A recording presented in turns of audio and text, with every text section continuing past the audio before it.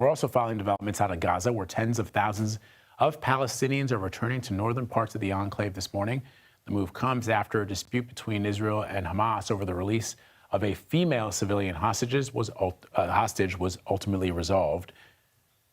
Ramy Inocencio joins us now to discuss this from Tel Aviv. So, Ramy, good to see you this morning, my friend. What's happening in Gaza this morning? I mean, in your piece earlier on CBS Mornings, we saw thousands of Gazans streaming home, sort of a reverse exodus back to their homelands. The question, Gail King turned to me and said, but what are they returning to, given the level of destruction that we've seen? What can you tell us about that?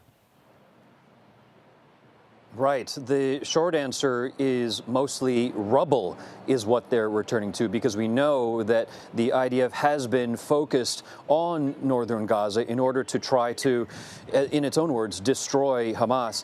And, you know, we might not really even be talking about the return of those hundreds of thousands of Gazans back to their homes right now if it really weren't for a breakthrough you mentioned last night, which was mediated by the Qataris.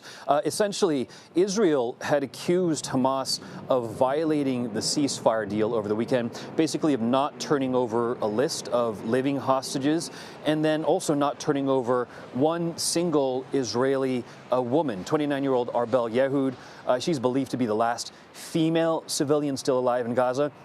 Because of that, Israel didn't open checkpoints along the corridor. This is the Netzarim corridor. For 2 days, Gazans we were seeing were amassing.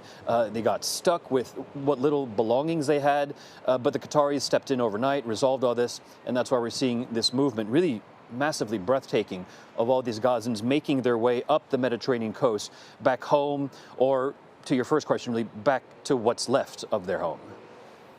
One of the things that I think people here are struggling to understand, Ramy, and it is common when you haven't been following the situation between the Israelis and the Palestinians for many years, as you have, but it's the number of Palestinian prisoners that are being released in relation to the number of hostages being released. I know people have asked me, well, you get, 1 or 2 or 3 or 4 hostages being released, and you get 200, 300, 400 Palestinian prisoners being released. Can you explain that for our audience? Sure. Well, Israeli government officials have said publicly many times that Israel is willing to pay, quote, a heavy price. That has been the buzz phrase over the past few weeks, if not longer, really to try to psychologically get Israelis ready for this ratio that you talk about. 1 to 30 if it is for an Israeli civilian. And as we're seeing in this most recent hostage release, hostage swap, it is 1 to 50. So we will expect that these differences in numbers to be carrying on.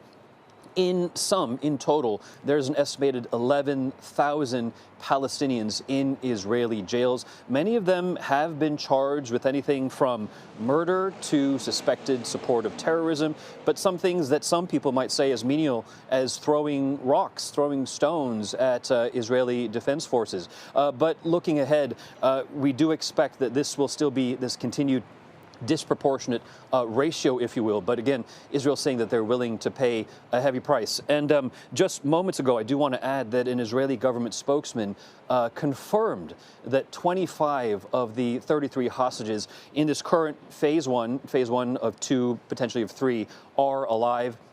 That's after Hamas handed over a list which Israel has been going over. We heard early reports, but now we do have official confirmation from the Prime Minister's office.